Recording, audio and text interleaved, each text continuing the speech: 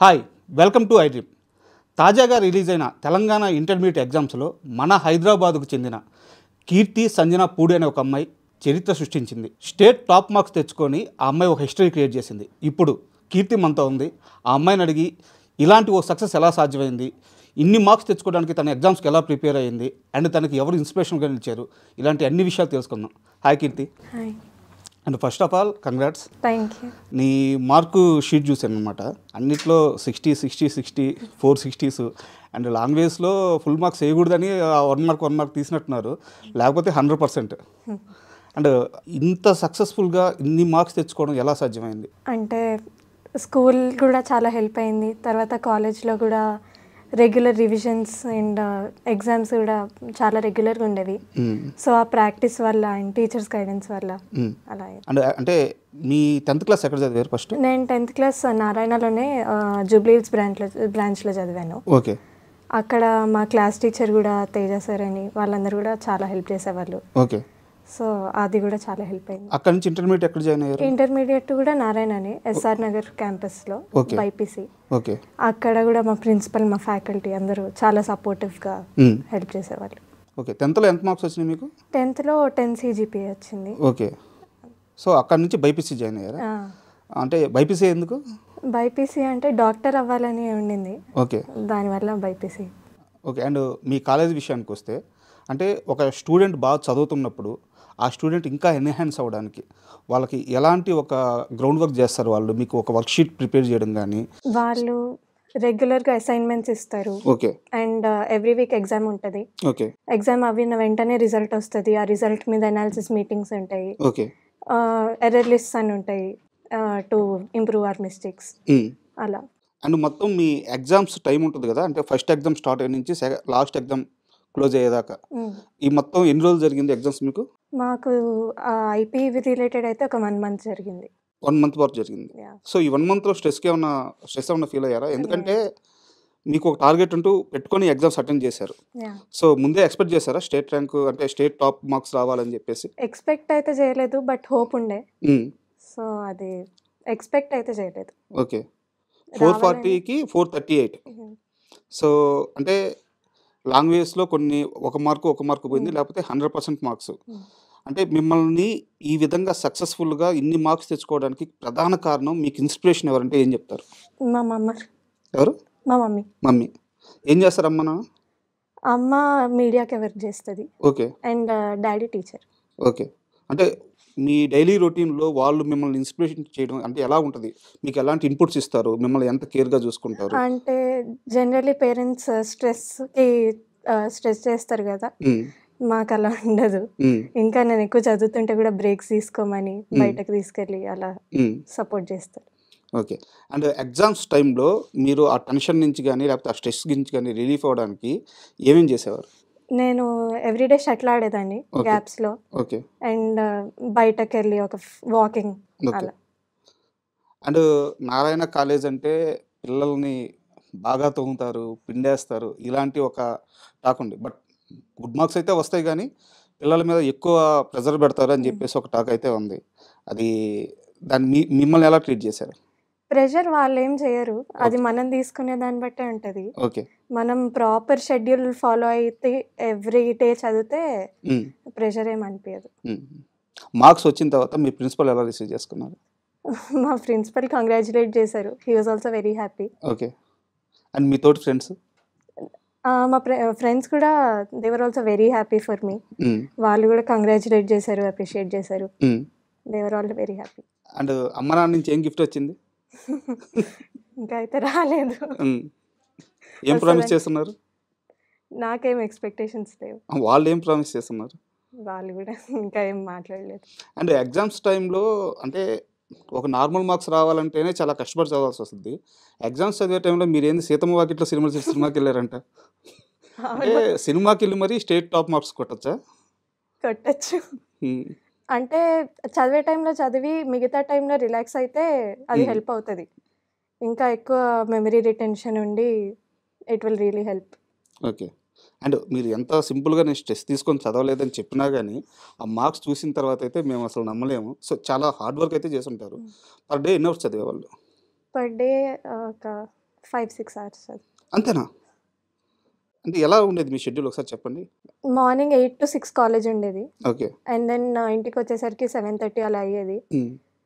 తర్వాత 8 నుంచి 10 వరకు అలా చదివి మళ్ళీ మార్నింగ్ 3:30 to 6:30 అలా చదివేదాన్ని. హ్మ్.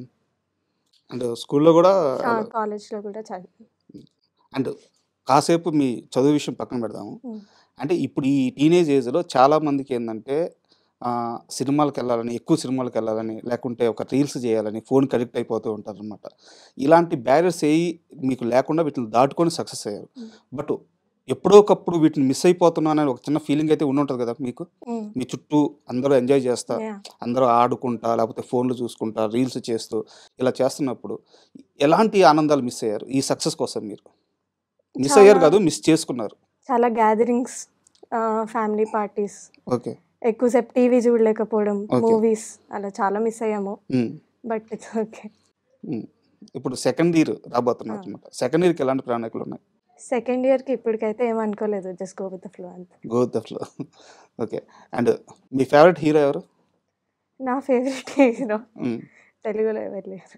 సరే ఎక్కడుంటే అక్కడే చెప్పండి. హిందీలో రణబీర్ కపూర్. ఓకే. అంటే ఎందుకు అడిగానంటే మీలాగా బాగా చదివేవాళ్ళు అసలు సినిమాలు చూడరని. నేను చాలా చూస్తాను. అవునా?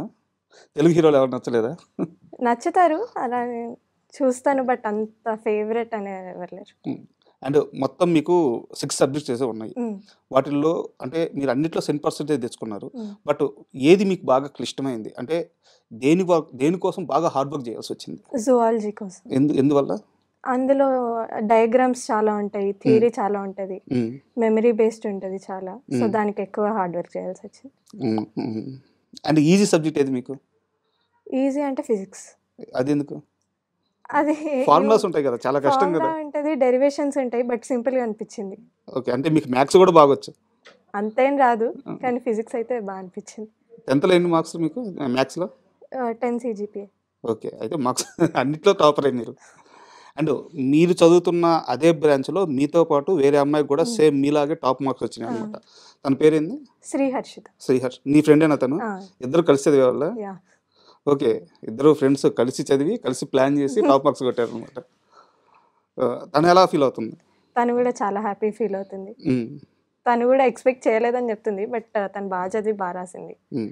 తను కూడా చాలా హార్డ్ వర్క్ చేసింది. నేను చూసానది. మనం ఒక సరదాగా ఒక చిన్న క్వెషన్ అడుగుతాను. యాహ్! ఇది నీ చదువుకి, నీ మార్క్స్‌కి సంబంధం లేనిది. హ్మ్. మా అబ్బాయిల బాధ. హ్మ్. ఎందుకు ఎప్పుడు ఎగ్జామ్స్ రిజల్ట్స్ వచ్చినా మీకే ఎక్కువ మార్కులొస్తాయి. మీరే ఎక్కువ మంది ఎక్కువ పాస్ అవుతారు? ఏమో హ్మ్. మేబీ హ్యాండ్ రైటింగ్ వల్ల అవ్వచ్చు. హ్మ్. అంటే మా హ్యాండ్ రైటింగ్ బాగుంటదా? తెలీదు. అది చెప్పలేము. ఆ! ఓకే. అంతే. అంత రీజన్స్ అనేం లేవు. హ్మ్. అది ఇంకా మైండ్ సెట్ బట్టి ఉంటది. హ్మ్.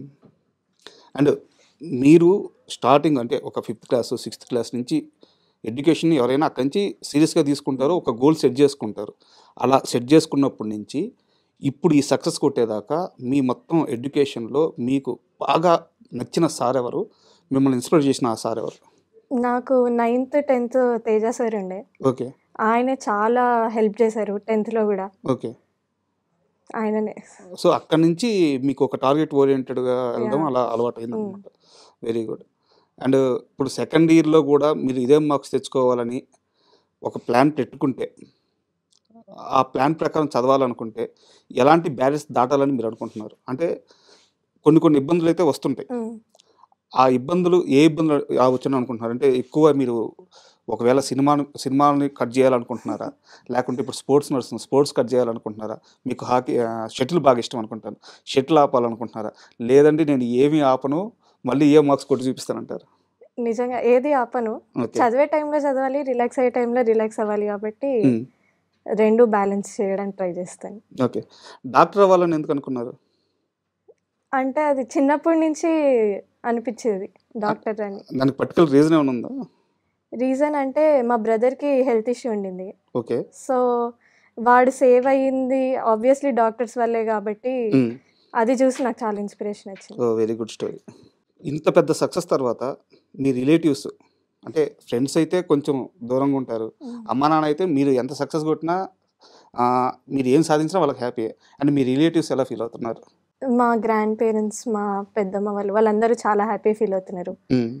వాళ్ళు కూడా దర్ ఆల్మోస్ట్ విత్ 30 years అనమాట. చాలా ఓకే. హ్యాపీ. అండ్ ఎప్పుడైనా సరే ఒక చైల్డ్ సక్సెస్ కొట్టిందంటే అమ్మ నాన్న వాళ్ళ కష్టాన్ని చూసి, వాళ్ళ జర్నీని చూసి కొంత ఇన్స్పిరేషన్ అయి ఉంటారనమాట. మీ మదర్ అండ్ ఫాదర్ ఎలాంటి కష్టాలు పడ్డారు మీకు తెలిసి? మా బ్రదర్ హెల్త్ ఇష్యూ అప్పుడు ఓకే. చాలా ఫేస్ చేశారు. హ్మ్. సో వాళ్ళని చూసి చాలా ఇన్స్పిరేషన్ వచ్చింది నాకు. హ్మ్. ఇంకా నేను ఇంత చదవడానికి రీజన్ కూడా అంతే, ఆ స్ట్రగుల్ చూడడమే. ఫిజిక్స్, కెమిస్ట్రీ, బాటనీ, జువాలజీ ఇవన్నీ కూడా అంటే మ్యాథ్స్‌కి అయితే ఒక థియరీ ఉంటది. మ్యాథ్స్‌లో సెంటు కొట్టడం అంటే చాలా ఈజీ. బట్ వీటిల్లో సెంటు కొట్టడానికి ఎలాంటి ప్లానింగ్ చేసుకున్నారు మీరు? అంటే డయాగ్రామ్స్‌కి ప్రాక్టీస్ చేయాల్సి ఉంటది. అండ్ థియరీకి కొంతవరకు బట్టి పట్టాల్సి వస్తది. కొంతవరకు అర్థం చేసుకోవాల్సి వస్తది. సో, ఎలాంటి ప్లానింగ్‌తో ముందుకెళ్లారు? ఫస్ట్ రోజు టైం టేబుల్ వేసుకునేదాన్ని ఎగ్జామ్ ముందు. ఓకే. ఎలా అంటే లాంగ్ ఆన్సర్స్కి ఇంతసేపు, షార్ట్ ఆన్సర్స్కి ఇంతసేపు, డయాగ్రామ్స్కి ఇంతసేపు అని. హ్మ్. అది ఫాలో అవుతూ డయాగ్రామ్స్కి అయితే ఎక్కువ ప్రాక్టీస్ పడుతుంది, థియరీ గుర్తుంటుంది కానీ ఓకే. ఆ డయాగ్రామ్స్ మీద ఎక్కువ ఫోకస్ చేసి హ్మ్. థియరీ కూడా ప్రాక్టీస్ మీదనే ఓకే. డైలీ ఎగ్జామ్స్ రాస్తూ ఉండేవాళ్ళము. హ్మ్. దానివల్ల చాలా హెల్ప్ అయింది. అండ్ మీ క్లాస్ టీచర్స్ ఏమన్నారు? మా క్లాస్ టీచర్స్ వాళ్ళు కూడా అంటే చాలా సబ్జెక్ట్ హ్యాపీ. టీచర్స్ నేను అడిగేది. వాళ్ళు కూడా చాలా హ్యాపీ. ఏమన్నారు? ఏమన్నారంటే లైక్ వాళ్ళు ఎక్స్పెక్ట్ చేశారు, నేను ఓకే. చేయలేదు కానీ. సో వాళ్ళు అంతేం షాక్ అవ్వలేదు. Hmm. They are very happy. Okay. అంటే ఎగ్జామ్స్‌కి ముందే మీరు టాపర్స్‌ని ఒక బ్యాచ్‌గా చేయడం, వీళ్ళైతే ఎక్కువ మార్క్స్ తీసుకొస్తారని చెప్పి వాళ్ళ మీద ఎక్కువ ఫోకస్ చేయడం, ఇలా ఏమైనా జరిగిందా? జరిగింది.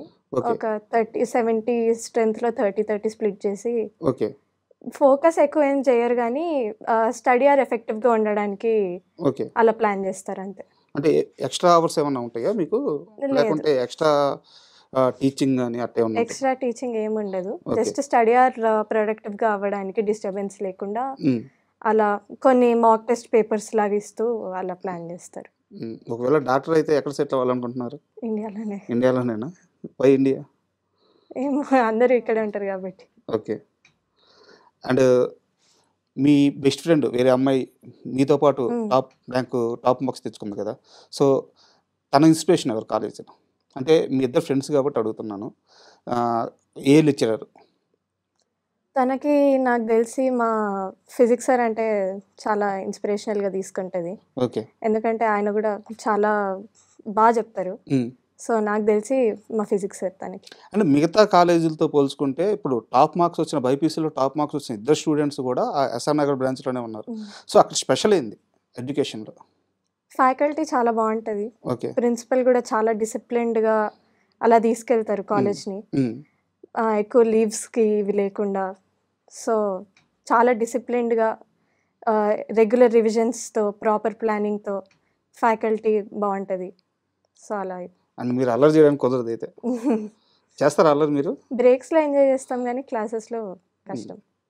అండ్ ఈ ఎడ్యుకేషన్ ఇయర్‌లో మొత్తం ఇంటర్మీడియేట్ స్టార్ట్ అయినప్పటి నుంచి ఇప్పటిదాకా అసలు లీవ్స్ ఎప్పుడైనా తీసుకున్నారా? చాలాసార్లు తీసుకున్నా. చాలా సార్లు తీసుకున్నారు. అండ్ మీరేమో ఎక్కువ సమయం చదవరు. అండ్ ఎగ్జామ్స్ టైమ్‌లో ఏమో సినిమాకెళ్తారు, షటిల్ ఆడతారు. కానీ టాప్ మార్క్స్ వచ్చినాయని చెప్తారు. మీ సీక్రెట్ ఎవరికి తెలియకూడదని అన్ని దాచిపెడుతున్నట్టున్నారు. సీక్రెట్ ఏం లేదు. ఆ! నాకు అదొక్కటి మెమరీ బాగుంటుంది. ఓకే. బైపీసీ తీసుకోవడానికి వన్ ఆఫ్ ద రీజన్స్ కూడా అదే. హ్మ్. సో కొంచెం ఒకసారి చదివినా బాగానే గుర్తుంటుంది. దాన్ని ఓన్ వర్డ్స్లో ప్రెజెంట్ చేయడం అలా వచ్చేస్తుంది. అండ్ మీకు ఈ 1 ఇయర్‌లో ఎంత చదివినా రావట్లేదు, అర్థం కావట్లేదు, బాగా కష్టపెట్టింది, నేను నేర్చుకోలేకపోతున్నా అని ఎక్కువ సమయం తీసుకున్న సబ్జెక్ట్ ఏంటి? జువాలజీనే. జువాలజీనా? ఎందువల్ల? అర్థమవుతుంది కానీ అది చాలా థియరీ ఉంటుంది కాబట్టి చాలా మెమరీ అవసరము. హ్మ్. అది ఎంత చదివినా ఎట్ పాయింట్ మర్చిపోతాము. సో దాన్ని రివైజ్ చేసి ఎక్కువ చేయాలి. అంటే రీసెంట్‌గా ఈరోజే 10th క్లాస్ రిజల్ట్స్ వచ్చినాయి. అవును. సో, చాలామంది మీలాగే ఇప్పుడు డాక్టర్స్ అవ్వాలని, వాళ్ళ పాత్ డాక్టర్ అవ్వాలంటే ఇక్కడే మార్చుకోవాలి. ఎంపీసీనా, బైపీసీ అంటే ఇటువైపు వచ్చేయాలి. సో, ఇప్పుడు డిసిషన్ తీసుకోవడానికి చాలామంది భయపడుతుంటారు, ఇబ్బంది పడుతుంటారు. ఎలాంటి స్టెప్ తీసుకోవాలో వాళ్ళకి ఆలోచన కూడా సరిగ్గా వస్తుండదు. సో, బైపీసీ తీసుకోవాలనుకునే వాళ్ళకి మీరు ఇచ్చే సలహా ఏంటి? బైపీసీ తీసుకోవాలంటే ఫస్ట్ చాలా స్ట్రెంగ్త్ ఉండాలి. Strength means? అంటే ఎక్కువసేపు చదవాలి, ఓకే. ఎక్కువ స్పాన్ చదవాలి. అంత ఈజీగా ఉండదు. డైలీ చదువుతుంటే ఇట్ విల్ డెఫినెట్లీ హెల్ప్. ఒకటేసారి లాస్ట్‌లో బర్డెన్ పడకుండా డైలీ చదవాలి. సో అలా చేయగల సామర్థ్యం ఉంటే బైపీసీ వైపు రమ్మంటారు. అండ్ మీరు ఏది సెలెక్ట్ చేసుకుంటారంటే ఇప్పుడు చాలామంది కూడా ఫస్ట్ నుంచి బాగా చదివి ఎగ్జామ్స్ టైంలో జస్ట్ రివిజన్ చేసుకొని ఎగ్జామ్స్ అటెండ్ అవుతారు. కొంతమంది మాలాంటి వాళ్ళు ఏంటంటే ఫస్ట్ బాగా చదవరు, ఎగ్జామ్స్ టైంలో బాగా హార్డ్ వర్క్ చేసేసి బట్టి పట్టేస్తారు, ఎగ్జామ్స్కి వెళ్తారు. బట్ ఇద్దరిలో మార్క్స్ కొట్టే వాళ్ళు ఉన్నారు. మీకేది best choice? First they best. ఎందుకంటే ఒకటేసారి లాస్ట్లో బర్డెన్ ఫీల్ అవ్వకుండా డైలీ కొంచెం కొంచెమైనా చదువుతామంటే లాస్ట్లో బర్డెన్ ఫీల్ అవ్వకుండా ఉంటారు. అండ్ ఫ్యూచర్ ప్లానింగ్స్ ఏంటి? ఇప్పటికైతే ఏం లేదు. ఫస్ట్ నీట్ రావాలి, ఓకే, ఎంబీబీఎస్ అయ్యాక ఆ తర్వాత further. And thank you. And ఇలాగే సెకండ్ ఇయర్లో కూడా నువ్వు టాప్ మార్క్స్ తెచ్చుకోవాలి, మన ఇద్దరు ఇలాగే కూర్చొని ఇంటర్వ్యూ చేయాలి. And all the best. Thank you.